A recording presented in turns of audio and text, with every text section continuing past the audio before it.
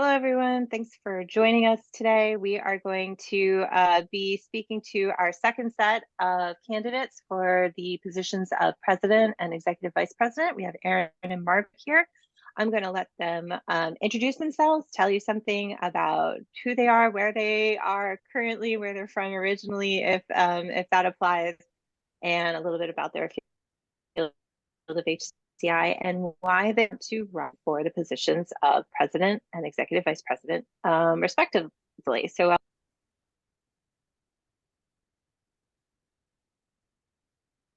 Sorry, I just lost everybody. Erin, are Can you you hear? first? I guess so. I didn't hear the end of that, Helena, so I'm guessing it's me. Hello, everyone. My name's Erin Quigley. I am currently the Science Director and Deputy Director of CSIRO's Data 61 in the National Science Agency in Australia. But I was an academic for 28 years before I became the Science Director here in the National Science Agency. That means I've worked in different universities in different locations in Ireland and Trinity College in Dublin. I was a student, and then I worked in Scotland in the University of St Andrews. I had time in Singapore and in Japan in a few universities, and then a few universities in Australia, along with some positions in the United States in industry and academia. So I've had different sort of academic roles, but also working in industry and now in the National Science Agency. But my involvement in SIGCHI and CHI conferences and our family of conferences goes back a long way. Over the past 2 decades, I've been General Chair for Mobile HCI and WIST, Papers Chair with Margaret for IUI, involved in Mobile HCI as General Chair and then Steering Committee Chair now. And then more recently than that, I was Technical Program Chair for EICS, and I was, of course, General Chair or Co-General Chair for CHI in 2021 when we held the conference online.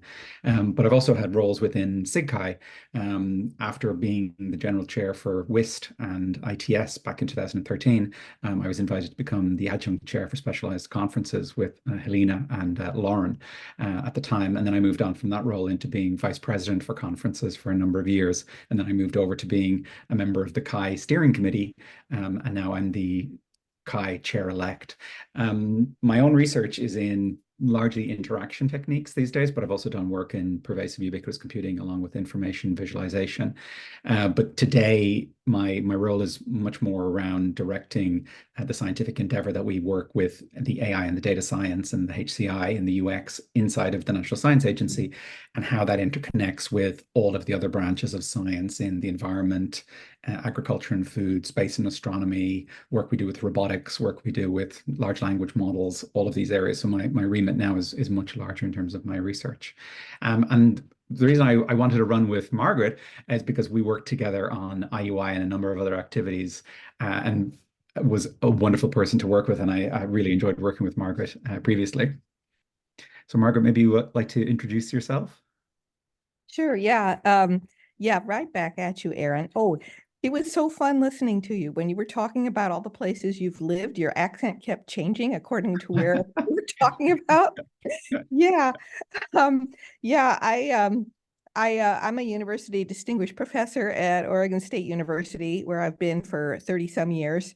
And but I have a prior life, and so I've also done some stints in industry and also some sabbatical positions at places like Microsoft Research and IBM Research and places like that. Um, so I sort of drifted. I started out as a kind of a programming languages person, and then I drifted into software engineering, and then I landed at my true passion, which is HCI. So that's where I've spent almost all of my career. And in that, my specialty is inclusive design. So together with a whole bunch of colleagues, we created Gender Mag, which is a way to make technology more gender inclusive, and Inclusive Mag, which is a way to do the same sort of thing for other dimensions of diversity. And and so then I've brought that space back to programming language design to make those a little bit more inclusive, especially programming environments. Various software engineering things. I've brought some of the inclusive design things to with, of course, a bazillion collaborators. And now over in artificial intelligence, I'm doing the same sort of thing over there. So as you can see, my passion is just diversity and inclusion. That's like where my heart is. So as far as leadership responsibilities, I've never been on the executive committee. And so I think that's kind of a feature rather than a bug, because Erin certainly has. And what that means for me is I can bring fresh perspectives to the kinds of things that we do. But I do go back a long way with things within the SIGCHI community. So I've, as Erin mentioned, I've been papers chair with him, as well as papers chair for Chi a while back, papers chair for, oh my gosh, what was the name of that? Soft Viz, which doesn't exist anymore. And keynotes co-chair a couple of times for Chi, doctoral consortium co-chair a couple of times for various conferences, and oh, a whole bunch of stuff like that. So lots of things below the executive committee, but nothing on the executive committee. What I want to do, what I want to bring to this position is I want to bring HCI perspectives, especially inclusive design perspectives, to the way SIGCHI does business. So I feel like SIGCHI has really done an awesome job in trying to behave within themselves and with the world inclusively. And so I have no problems with that. But what I want to add to that is if we actually bring HCI methods to the workflows that we're talking about imposing on other people. So if we have some sort of, top-down mandate that we want to do to include, to increase, let's say, for example, accessibility within some conference or some set of conferences, I want to say, well, let's think about this from an HCI perspective. What kind of workflows is this demanding of our community, and is this realistic, and can they succeed at it? And if not, what's broken? So that's kind of my passion. That's why I'm running. Excellent. Thank you so much for sharing that. So we do have a number of questions in Slido, so I'm going to jump right into that. And around halfway through the hour, I'm going to open it up for folks that are on the call to just chime in and ask whatever questions they have. So let's see how far we can get through these Slido questions. I'm just going to start at the top. The first question was that SIG leadership takes a huge investment of time, and the current president has seemingly worked full time for the SIG. How much time can you commit to the SIG in these roles? And if it's okay, I'm just going to start with Erin and go to Margaret, and then hopefully I can switch around those questions as we go. Yeah, so it's very important that we make these roles manageable so that it doesn't become all-consuming. I saw that question on Slido, and it's kind of a terrifying thing to imagine that we're asking volunteers to take on a full-time job on top of a full-time job. Within CSIRO, we're like a 6,000 person science agency. So the way we manage the work is through very careful design, very careful planning, very careful delegation of responsibilities. And therefore, you can actually get a lot of things done with thousands of people working towards a kind of a collective goal without burning out one individual. So I would definitely encourage, like, whoever gets into this position to really carefully think about the design of where the work is being delegated across executive committees, where it's being delegated down to subcommittees, because you want to be able to make sure that your volunteers can hold down their regular jobs, have their life, and then devote volunteer service. Personally, I'm clearing out everything else that I do in terms of volunteerism to be able to take on this role. I talked to Margaret very carefully about this to make sure that we would design it so that it was scalable.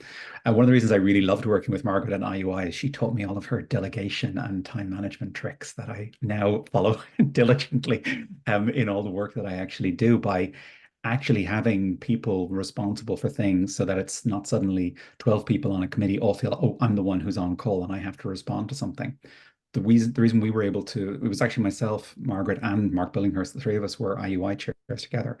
And Margaret's way of working, and by helping us divide up the tasks and who's going to be responsible, and having one person be in charge per month, just basically shared the workload in a third. And that's what I do now in so many different activities that I do. I'm chair of, internal diversity and inclusion activities, our Indigenous Engagement Committee. I'm committee chair for missions and for future science platforms, and huge numbers of different activities that we have in work. And the only reason it works is because it's all down to careful planning, careful delegation, careful division of responsibilities, and then making sure that we don't burn out the leadership by actually making sure that we have different people on call for different aspects and different responsibilities. So I would say whoever gets this, you really want to think about structuring this so that it's not all flowing up just to the president or to the EVP, as the case may be. That's not a good organizational structure, because all you're going to do is burn out your volunteers and make it a very, very unpleasant experience. But Margaret, I learned so much about how to do this from you, and you'll make sure that we'll make this structured and scalable. Yeah, okay. Thanks, Aaron, for giving me all that credit. Honestly, I had the idea, but you have carried it way beyond what I ever did. So kudos right back to you. Yeah, so I thought about this too at Aaron's bidding, and what I envision is getting this down to about 4 hours a week, but I don't think it's going to start that way. And luckily, I have a sabbatical coming up, which actually starts this summer for a year. So that'll give me time to, sort of get it settled in to my routine so I can make it work. So yeah, that's my plan and everything that Aaron said. Yeah. I think it definitely takes careful design, because I just think of one of the things I'm involved in work, and I see there's 150 people involved in it. There was a scheduled reporting today, and I can dip in, I manage it carefully, things are delegated, and then I'm brought in to make certain decisions. But you have to delegate, and you have to trust those who you delegate to. If you get involved in everything, if you're getting drawn into every single crisis, then you'll just get very quickly burnt out. And I don't think that's sustainable for volunteers long term. I think we need to structure things differently. Thank you. I could learn from both of you probably. So we have a number of questions that talk about structure and how work is going to be done on the ECU. So if it's okay, I'm going to try to put together a few questions here so we can make sure that we can get to as many as possible. The one that I think really captures it is a question about that the SIG has many ideas, big pictures, work groups, but many of these haven't led to any actionable plans and real changes. So how do you imagine more action at the EC level? This is a question from a community member. If it's okay, I'd like to start with Margaret, or if you want to pass it off, it's up to you. Sure. Well, Aaron is really the expert at this sort of thing.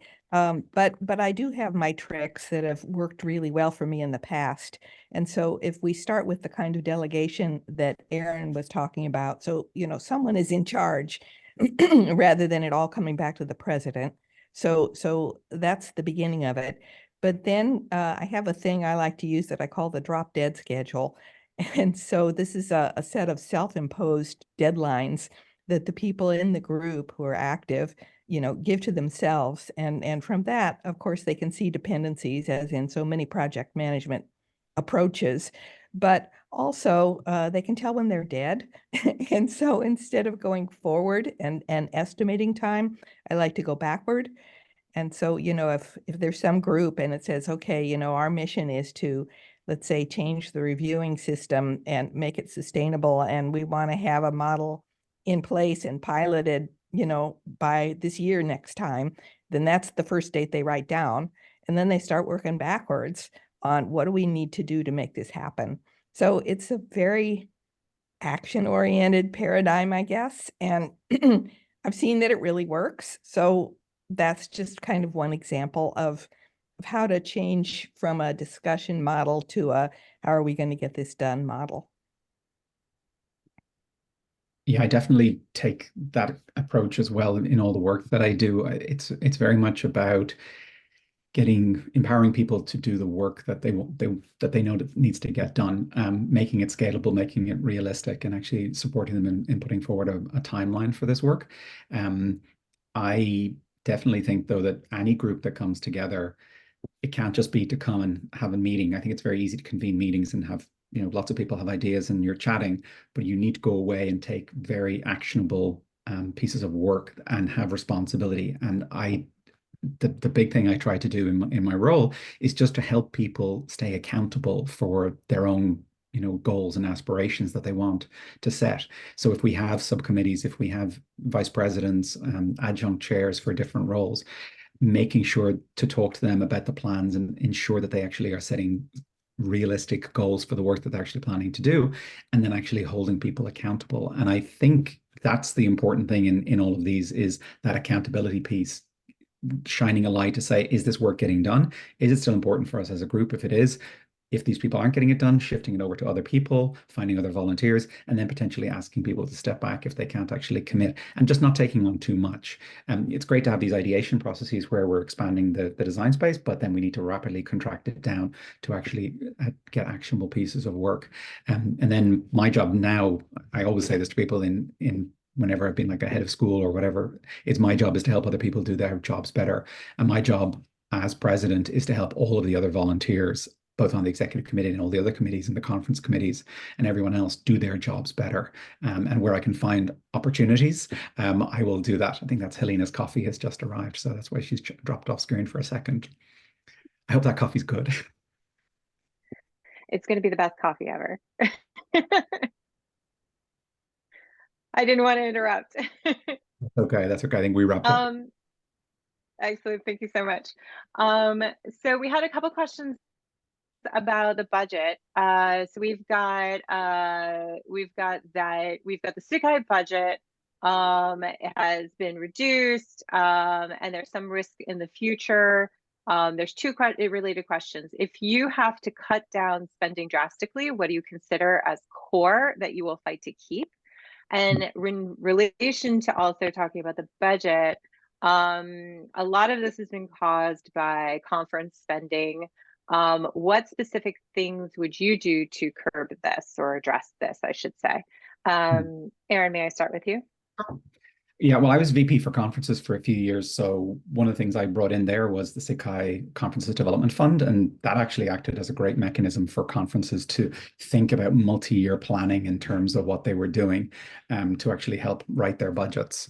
And it made a lot of general chairs reach out to me as VP conferences to talk about, well, what would it mean if we have a surplus? What will that mean for next year? What will that mean for scholarships? What will that mean for support?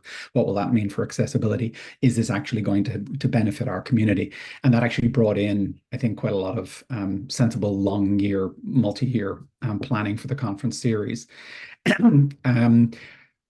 I would go back to looking at the bylaws, and I would go back to just, again, talking to the community and talking to the members about what's important. And what's the top line in our SIGCHI bylaws is the dissemination of HCI outputs to the world. So one of the mechanisms for doing that are our conferences. So that is a place that we have to kind of preserve the activity. And outside of that is growing the global community and making it more inclusive. So I think it's about asking the community, about talking to the community about, we have priorities, we have limited budget, we want to make sure, like, where do we focus the energy? I have my opinion, but I definitely want to hear from the community as a whole.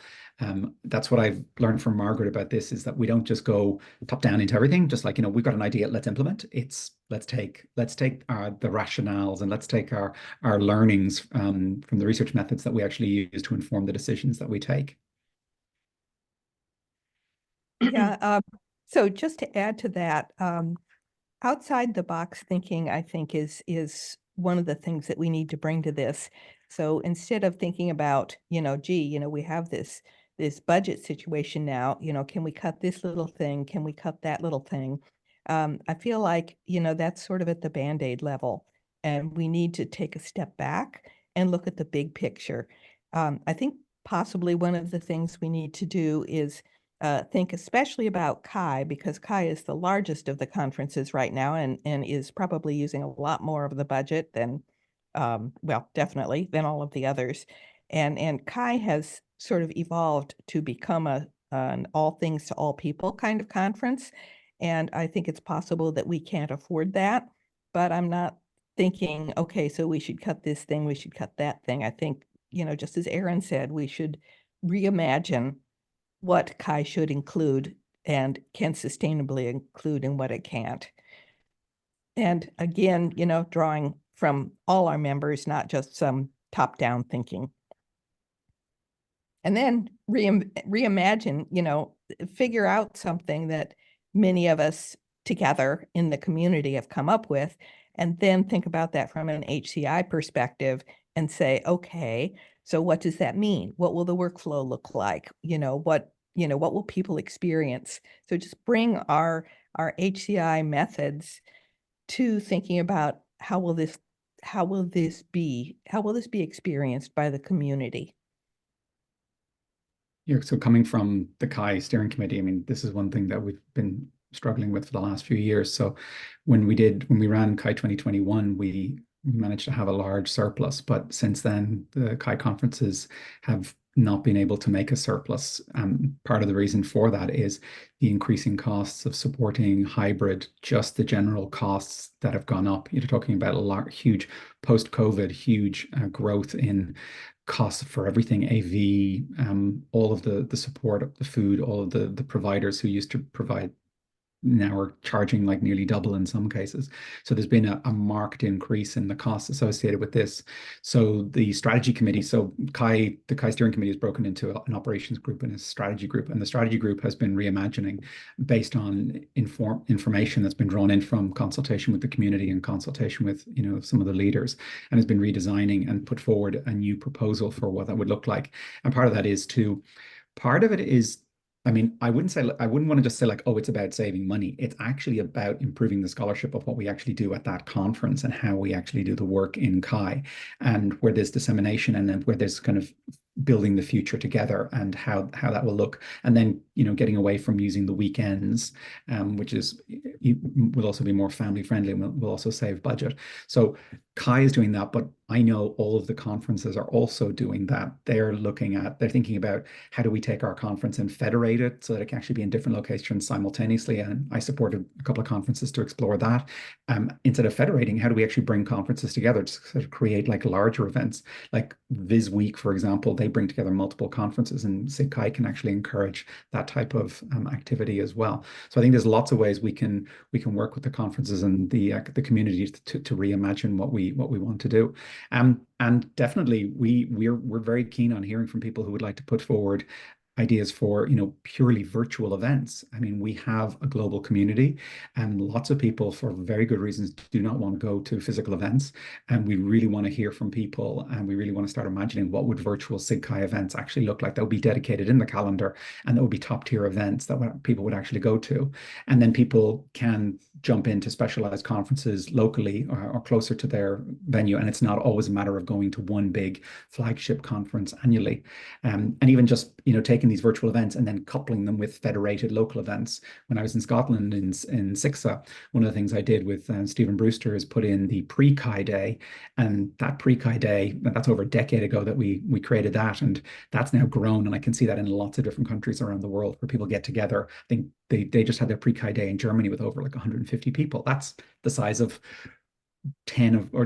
that's bigger than 10 of our specialized conferences right there. So people do want to come together and federate, and I think there's lots of models that we can look at there. So I could go on about this for too long, sorry. No, I know, and I remember us talking about this as a model, but yeah, I saw the size of the German pre-CHI day. I was like, right on. Mm-hmm. There are a number of questions here that I'm about inclusivity, inclusion of folks. So a question here about younger, less senior members of SIGCHI. What's the role of them? That the SIG has made progress in having more accessible and inclusive initiatives. What are your plans and ideas around accessibility? And that the current EC has been the most diverse ever, with more people of color, women, and people from the global South. How would your EC reflect similar diversity? So all of those I'm going to say are related. And if it's all right, I'd like to start with Margaret, since you did start with gender and inclusivity with your state. Yeah. Um, so first, kudos to the previous management for changing the diversity of the makeup of members of the SIGCHI volunteer community and the executive committee. That's awesome. And obviously, we want to include that, but we also want to bring in more volunteers and younger volunteers. And so one HCI oriented way, because I think about everything as HCI. One HCI oriented way to think about this is using Alan Blackwell's model of attention investment. So this is sort of colored everything I do ever since he introduced this theory. It's all about cost, benefit, and risk. And so why would somebody volunteer? That's what we need to start with.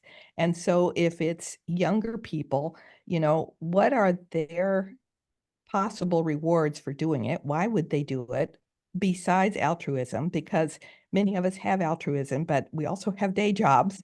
So how are they going to prioritize this, and why would they? And what is the time cost to do whatever it is that they're going to do? So I think if we put that forward, that's the way to start drawing in more volunteers.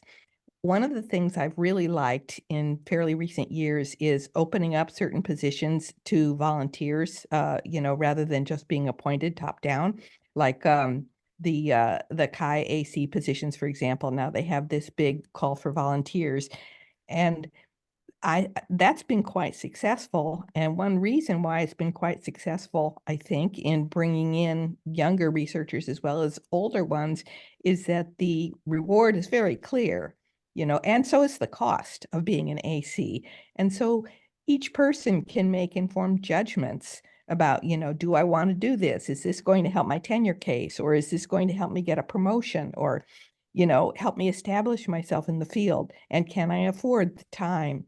So I think we need to make that easier for people to sort out, so that they can consider it and say, oh no, I don't have time to volunteer, and really get that forward. I feel like the cost benefit risk thing is a way to solve so many problems. For example, the reviewing thing, which surely is coming up real soon in the questions. I think we could have addressed better if we had thought about the cost, benefit, and risk to members of our community of doing the things that we proposed to do, to each member of the community. So, okay, I won't wax poetic yet about the reviewing thing. I guess one more bottom line for me is I like to use inspection methods, HCI inspection methods, because they're practical and feasible and sound. They're not complete, but they tend to be sound. And so we can find a lot of problems before we push decisions off onto the community by just walking through them and say, okay, what does this look like for an author? What does this look like for a reviewer? So yeah, that's what I have to say about this. So for early career researchers and also for students, I mean, they make up a huge bulk of our over 5,000 members now. But we also have this distributed, scheme with our chapters. So I think we're really missing an opportunity. I've always felt this. We're missing an opportunity to supercharge the chapters with both the early career researchers and the students. When I was in Scotland, we ran our annual PhD conference, and it was the PhD students who ran the conference. Likewise, there's mechanisms for, like, I worked with the ACM president back on creating the Future of Computing Academy, and that was specifically designed for a different group of people to bring them together. So I think we can imagine mechanisms which aren't just saying, people try and create like these shadowing, PCs, and I know CVPR has done that, and other conference series have done that, and that's something definitely we could encourage a different conference series to explore and try. But I think it's actually about imagining we want to disseminate, we want to take the ideas, we want to take the information, and we want to share it out with the broader constituency. And at the moment, we're doing it to 26 conferences, a journal, some chapter events. But are there more things that we can do that students can have ownership of, early career researchers can have ownership of, and a broader constituency of members can take ownership of? Because you don't want to just try and pack out the existing events with those 5,000 people. You want to actually allow those people to invent new mechanisms mechanisms for bringing it together. On the accessibility, and this is something I did work on when I was VP for conferences, but there's so much more that's actually gone on, and so many more advances have actually happened, which is great. But it's a continual process. And again, I go back to what Margaret said, like, we don't want to just come in and then just do any sort of top down here. We want to do proper design. We actually want to understand where the landscape is. I've been talking to various chairs, talking to current chairs, and there's definitely gaps there with, we might have certain, roles associated with accessibility. We might have, committees, but are they being proactive with respect to the people who are actually on the ground, with respect to general chairs, with respect to local chairs, with respect to, identified accessibility chairs? So I'm keen on building a knowledge base. And this is something I did as VP of conferences, but for accessibility, I definitely think we need to build a bigger knowledge base and actually use that for sharing, but informing that based on HCI methods and then using that for building education. I've come into some of these roles myself. I'm sure each of us have. And the handbooks are sometimes not always that great, or the handover between the previous chairs and the current chairs is not so great. And it's like, oh, you'll figure it out, it's fine. And then you stumble along and you make all kinds of mistakes, which you wouldn't have made if you'd actually gone through or had a handbook or had a proper handover. I can see people smiling there. So I really firmly believe in this kind of paying it forward and building the knowledge base, but then actually building an education program around that. And it could be something as simple as videos, but it actually might also be other forms of sharing of information. And then I think a big thing, and I'm glad to hear that it's already starting to happen, is the advocacy. We solve so many problems in the SIG, and then I look across it, and I talk to SIGGRAPH quite often, and then I look at SIG Access and I see what they're doing. And we're like, hang on a second, why are we all solving the same problems? We're all in the same parent organization. Why cannot we elevate this up? Like, why are we trying to fix things that are actually a problem in the DL? Why are we trying to fix things when it's actually a problem with the way our websites are hosted? Why are we trying to fix things when it's with respect to the communication channels that we're actually doing? And I think that's an important job when it comes to accessibility, the advocacy up. And that's something I definitely will take as a goal for the next 3 years, something that we actually want to have done. Things that we do in SIGCHI and SIG Access and the other SIGs that care about this, and actually elevating it up to be at the ACM level. We've actually put in considerations of accessibility. Like, we just want to make it part of everyone's job, not just the accessibility chairs. And that is one of the problems that I see. It gets parked away, whereas actually it's a concern that goes across all of the roles and responsibilities that we have. I feel like I've answered 2 parts of your 3-part question. I forget what the 3rd part was, Helena. Sorry. It was junior folks, diversity, and accessibility. So maybe, like, how will you ensure that you have a diverse EC? Yeah, well, I did this for CHI 2021. We did an open call there. Interestingly, one of the people we actually got through the open call as an assistant is now on the CHI steering committee. So a very fast track from just an open call. And we were very mindful in picking those from who volunteered to make sure that we were getting, geographical spread, that we're getting seniority, we were getting different topic areas, we were getting different, perspectives. The diversity is not just something as a box ticking exercise. I think we know we have a diverse membership, and we need to incentivize and activate those people to get involved. Like, I'm a member of the LGBTQI plus community myself, and I know it's a sort of a bottom-up group that we put together with other volunteers, a mentoring program, but then that wasn't sort of publicly known as a SIGCHI thing, and I know other groups have get-togethers at CHI and other events that they put together, but that the lights are not shone on these types of activities. And I think I think the job of SIGCHI can be to shine a light on these things, so actually there's a broader constituency, so people know that if they do put in the energy and the effort to create a mentoring program, that it's then going to be known about and it's be shared, and then other people can actually benefit from it. But the important thing here is to activate lots of members. I don't think myself and Margaret and whoever comes into the EC, we don't want to say all the great ideas are going to come from the EC. That's not the way these structures work when they're powerful. They work by supporting people who activate other people, by getting the conferences to share the ideas across, by getting the chapters to share the ideas across, by say one chapter to say, our pre-CHI day is actually going to be a student-oriented pre-CHI day, and it's going to be our student conference, and then 10 of the other chapters copy that idea, and then that becomes a federated layer over which CHI exists.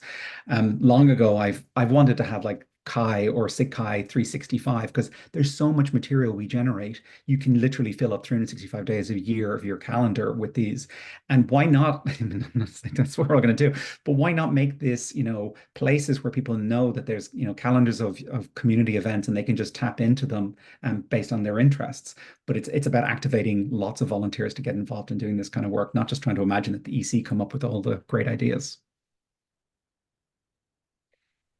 Thank you so much for these these answers to these questions. And we do actually have a lot more Slido questions, but I want to give folks that are on the call the opportunity to ask any questions that they have. So feel free, folks, to raise your hand or put something in the chat, or even if you are so brave, just unmute yourself and just go for it. Just ask a question.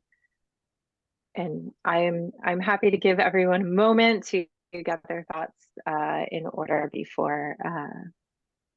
I can also give myself a chance to look through the rest of these Slido questions and see what's a potential next question to ask.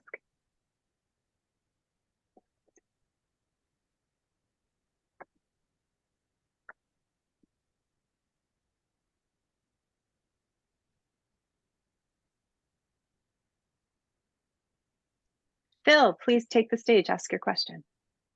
Okay, yeah, thank you very much. Thank you for the introduction and discussion so far. One of my problems with the current EC is the fact that there is a huge turnover. And now before contacting people, usually I check who is there. And so maybe it's my fault or because I'm not following the evolutions and so on. But how would you address this aspect of keeping the volunteers for a long period of time, and so you don't have handovers all the time and people can contact people? Thank you. Mm-hmm. Previously we had very little turnover on the EC, and I felt that was because we had lots of trust and lots of delegation to individuals, and also because we were just trying to take on a reasonable and manageable amount of work. I can see now the EC has a lot of committees. There's probably a lot of volunteer expectation as to what all those committees can actually do, and changing the mechanisms that SIGCHI actually has, like its conferences or the journals that it's affiliated with or chapters, you can end up having burnout from volunteers who feel as if they have a great idea. If only one particular part of SIGCHI just implemented that idea, how hard could that actually really be? So I think it's about making sure that everybody has the delegated authority in the EC to actually be responsible for their area of responsibility, and then basically ensuring. And that's one thing I do now is I try and make sure that people stay, where people need advice and consultation, they ask for it, but actually getting people to not get overly involved in everything, because then you've got too much crossover and then everyone's work gets expanded and it all kind of explodes, and it's very difficult to kind of know who's responsible for what. And then I think volunteers can burn out, and then also just be different expectations as to how people are managing their time. As I said before, like one of the things I learned from Margaret was this way of breaking up the work, breaking up the responsibilities. It was always very clear who was responsible, when they were responsible, and that what we're doing is just looking at what the other people were doing to understand how they were doing the work and then learning from that, but not trying to second guess each other. And that's the way you actually can break up work and get lots of people doing it. The committees I've been on, like all the conference committees I've had over the years, very, very low turnover. And I think it's because of this way of working, of just delegating and trusting, and then keeping people accountable. And then when they can't do what they need to do, they come to me, and they come to myself or Margaret, and they can get support, and we can find help for them to actually solve the problems. So I think it's just a different way of working, Phil, I would say, would be my suggestion for not taking on too much and then having proper lines of authority and delegation.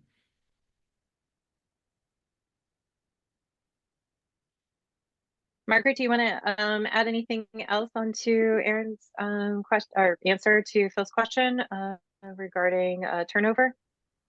Well, I guess the only thing I would add is I like to let people go where their hearts are. So that's sort of just a little nuance on what Aaron just said. So if somebody is really passionate about, let's say, for example, accessibility, then let's let that be the thing that they get to work on and not 15 other things. So, yeah. Thank you. Susan, I think that's probably Susan Dry. Please ask your question. Your connection might not be stable. Sorry. There you I'm not turning my video on because I'm actually in the hospital. I just had surgery, so I'm not a very pretty sight. So both of you have mentioned stints in industry and things that you've done that are not just just academic. And I'm wondering, don't have very many practitioners in SIGCHI, and when you talk to practitioners, they will tell you that SIGCHI is not a very practitioner-friendly place. So I'm wondering what specifically you guys might do. First of all, do you think we should have practitioners in the organization? And if so, how would you go about trying to increase participation? Let's see, Erin, do you want to start or shall I? I don't mind. I'll listen to you and then I'll give you my perspective from CSIRO. Okay, sure. Well, for me, it kind of comes down to looking at everything from an HCI perspective again. So if we start with the practitioners, then we can think about, the cost, benefit, and risk of them doing X as part of the SIGCHI community. So maybe we're saying, why don't they come to conferences? And so we can think about, what do they get out of, conference X? And what is the time cost and monetary cost to go? And what is the risk that they go and then they don't get what they expected to get? And so, that's just one of the HCI methods that I think we can bring to that sort of thing. In general, finding out from practitioners, what would you ideally like?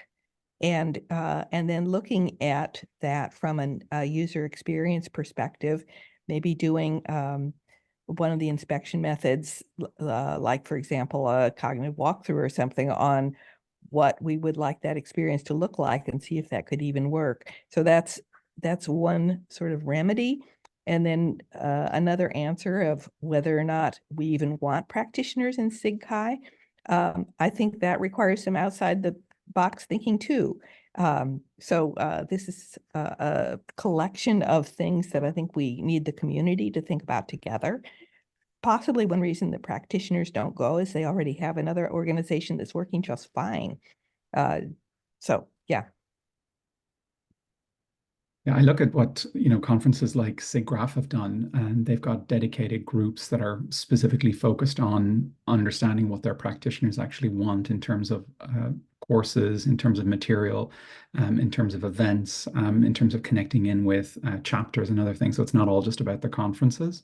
ACM also does this now in CSIRO, like National Science Agency, but we have lots of practitioners. I mean, so I see this all the time in the requests for travel and the requests for engagement with the community. Why they're going to events like the events that we have in SIGCHI is the kind of thing that we can dig into. I don't think we should be limited to just our conferences. I think we have a much broader space here to engage with practitioners. And I do think it's actually important to have them now, because otherwise, I mean, I want the practitioners in CSIRO and in Data 61 to be able to go to ACM conferences to actually be able to show their work and actually to be able to learn. But when they are putting in their plans, it has to be very careful as to why they're going, what's the benefit they're getting out of it, and is this something that we can actually do locally, and can we actually create supports for doing these types of events and activities locally? So I definitely think there's some of the other SIGs we have to learn from, because they've been better, more proactive when it comes to practitioner engagement. Thank you. I see another hand. Guo, please feel free to unmute yourself and ask your question. Yeah, and thank you both for your answers so far. So I think my question is, could you briefly describe your leadership style, and what's your plan to talk to different communities and address challenges and differences and potential conflicts and tensions? Okay, I'll go. So my leadership style is to be very open with, I try to make sure that When I have meetings, I make sure that we try to get, the minutes out there and shared. When we have reasons for making particular decisions, we actually communicate that. I was an ACM distinguished speaker for a number of years, so I traveled to meet lots of people and talk to the community. So I still give lots of talks, and when I was VP for conferences, I ran lots of how to volunteer sessions where I was just constantly talking and speaking to the community about, and to lots of, early career researchers and students about why they were getting involved. So to me, it's about setting up good structures. It's about having good governance. It's actually about empowering people, but then actually also encouraging and expecting them to actually be able to deliver on the promises that they've actually made, but really not taking on too much. Like the term of this EC coming up is only 3 years. So for the EC as a group, and that's also an important thing, before I forget, is while you have Margaret and myself here today, there are many other people running in this election as well. And it is a team. It is absolutely 100% team. You do not want to just think, oh, I'll go to the president, I'll go to the EVP, and I'll tell them what to do, and that'll all get fixed. That's not a good way to think about it. There's all of these different roles in terms of finances and conferences and accessibility and chapters, and that whole group of people work together. So what we want to do is to make sure that those people are connecting out with other constituencies, and that we're listening and reflecting and bringing those ideas back in. You don't want to just have your president and your EVP as the only conduits. So one big thing I always do is to elevate and uplift the activities of others and shine a light on the activities of others. That's what again, my job is to help others do their job better.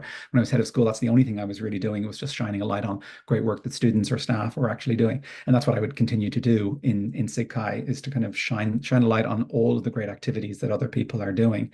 And as bigger activities start to emerge and larger constituencies are starting to emerge, start to shine a light on those things, either in individual conferences or in individual chapters or outside of the existing structures, just to make sure that that information is shared across the way. The other thing in my leadership style is whenever I work, I mean, I see this as a partnership with Margaret. Like, I want to work very closely with Margaret. I want her to check my ways of working, and I want her insights, and she'll want different things from my experiences. We're sort of two sides of a coin when we come to leadership. We're very much kind of going to work as one. And when one of us makes a decision, if one of us is called on to make a decision, the other one will back them to the hilt. And that's the way we worked when we were in IUI, and that's the way we would work going forward. It's actually always the way I work when it's in these joint leadership roles. When there's multiple people, you definitely want to make sure that each one of them feel that the other person has their back. But I definitely like to try to structure things so that I can activate lots and lots of other people. And that's what I enjoyed in being in SIGCHI.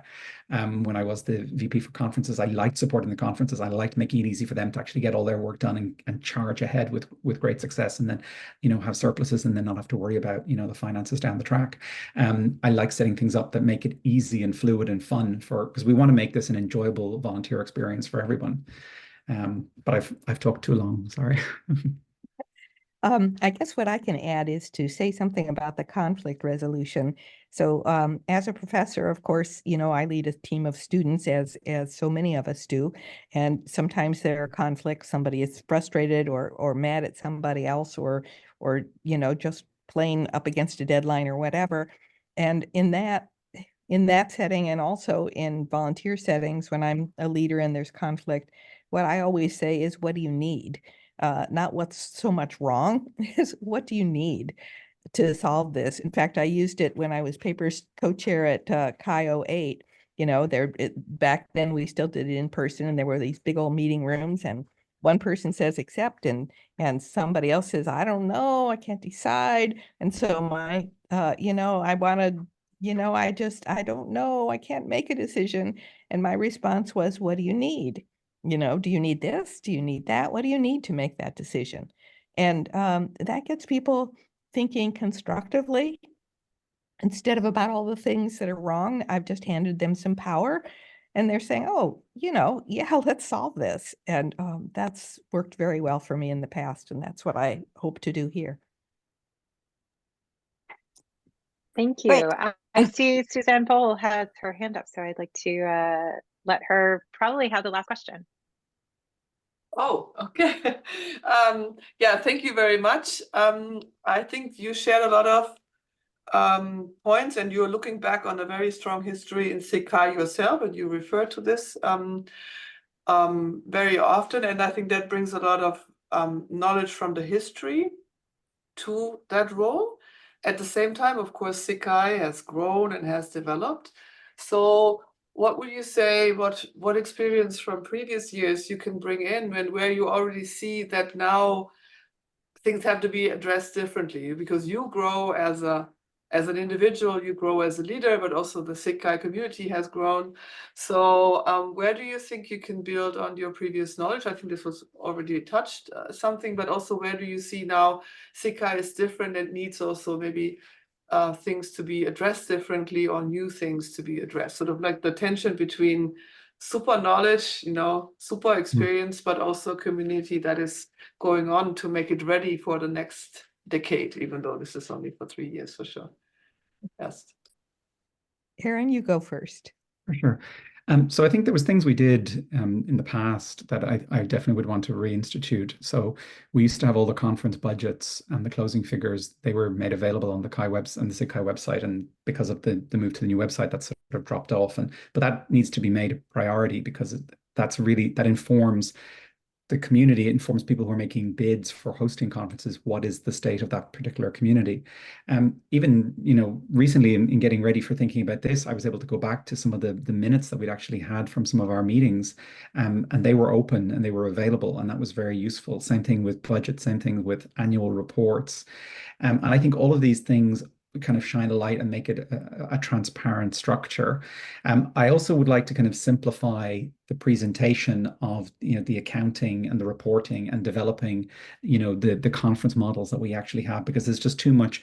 Like, if you've never run a conference inside of SIGCHI, it can be very daunting, and you come in and you get dropped a TMRF, this wonderful form and this budget form, and you have to start populating it, and it's looking at all the reactions of the faces on the screen. If you've never done one of these things, it's very unpleasant to start with, and it actually doesn't need to be that unpleasant, because there's things that you can actually work your way through it, but you need to have the information. You need to know, even simple things like, we used to have on the website like the list of all the conference people who were involved in the previous conferences, and that's all disappeared. And it doesn't seem like it's important, but I know it was important because people would often ask me about it, and I think that's the kind of stuff that we actually want to bring back.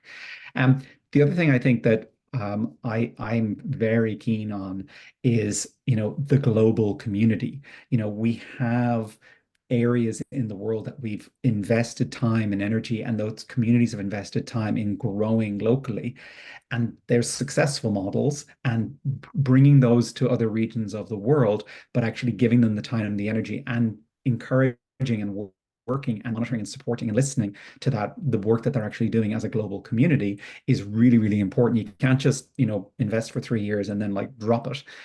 So I think myself and Margaret are very keen on studying everything that this current EC has done, because my knowledge is now out of date by a couple of years. So I want to make sure that we understand what the current state is, using research methods to actually understand that, and then to actually identify where are the best things, and then not to try to do too much. I think that's probably one thing that we would all agree, is that there's a lot of committees now, there's a lot of activity, and it injects too many expectations from too many different groups about making too many changes simultaneously.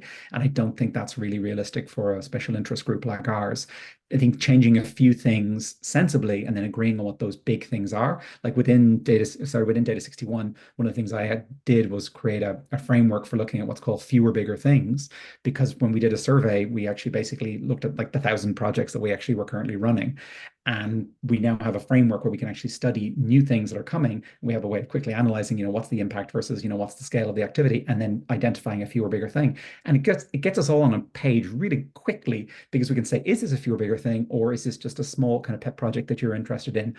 If it's something that you can actually glue onto an existing fewer bigger thing, great. But if it's not, let's think about a few big things that we can actually work on as a big group, not let's all do our individual small little disconnected things. And I think that's the way we can actually do a few big things, and probably 3 big things over the course of 3 years.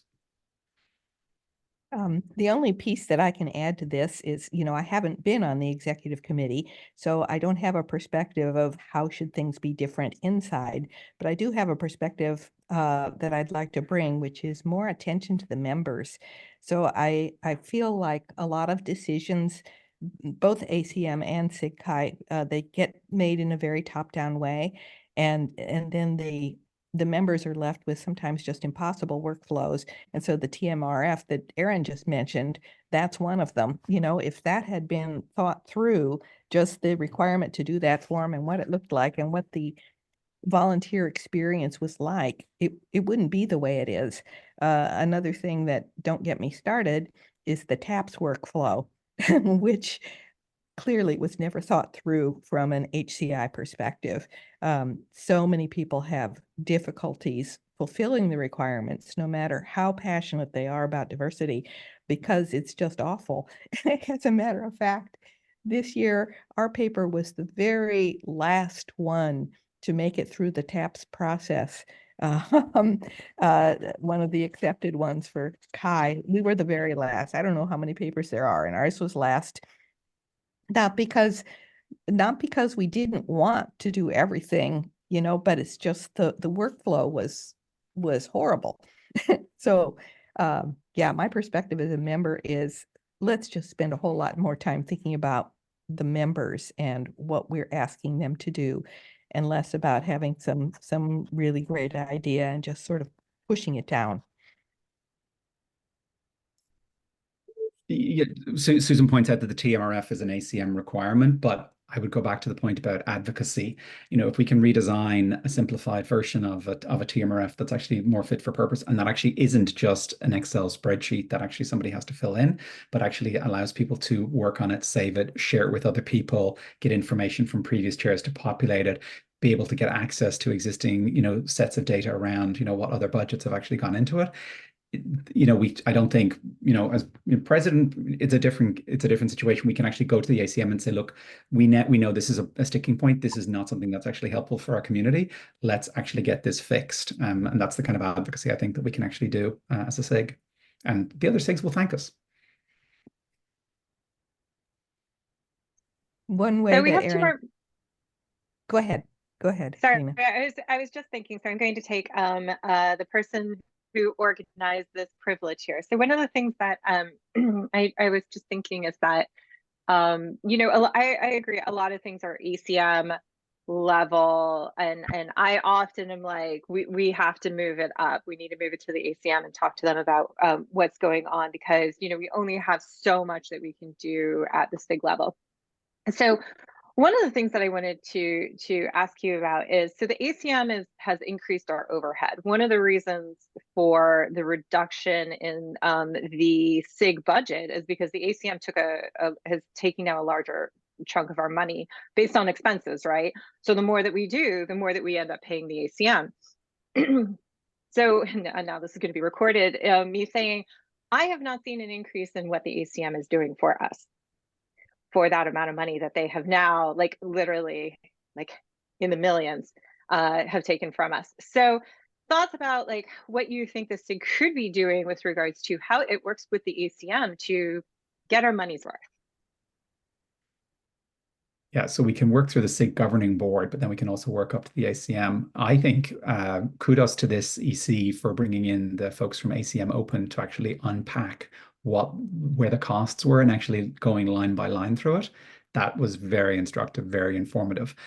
That's the kind of thing that we can actually do. And I've talked to some of my counterparts in some of the other SIGs, and they actually are also asking those questions. And I think people should know that within the ACM, there's a president that's a volunteer, but then there's also a CEO. But the ACM itself is only an organization of maybe somewhere between 70 and 90 individuals. So it's not actually a huge organization of staff. And that's for marketing, looking after the DL, you know, budgeting, conferences, governance, making sure that, you know, dealing with ethics concerns. So it's actually a fairly lean organization when it actually comes down to it.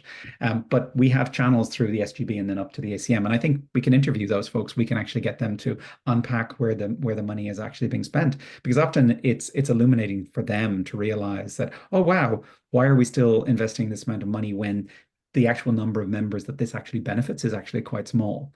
And I think that's one thing we could definitely look at as well in SIGCHI, is look at the budget and then think, what is the relationship between like how many members does this thing that we're doing benefit? And I think that's actually quite illuminating when you actually do that kind of analysis. We do that internally at work quite often, especially as part of this fewer, bigger things framework. So I think it's all about, showing and then actually getting the people who are above us to actually talk about and explain where the budget is actually being spent and then advocating for change. Well, we Yeah, are I at the have top of nothing the to add. hour. Yeah, sorry. We are at the top of the hour, so I want to be respectful of everybody's time. I want to thank everybody for your attendance to this session. It's way more interesting when folks ask questions of the candidates.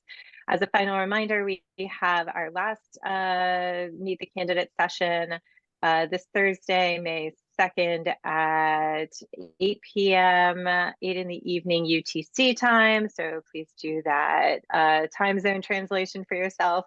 And as soon as we have all the recordings and transcripts from our captioner, we will post those for everybody to see. Thank you. We will stop the recording. Thank Oh, I don't you, have that Helena, for available. organizing this, because as a volunteer, we don't thank each other enough for all the work that we put in. So Thank you thank for thanking you. me. Thank you. All of this is work. Thank you all. Really Thank appreciate you. it. Thanks, Margaret. When do you Thanks, arrive bye. to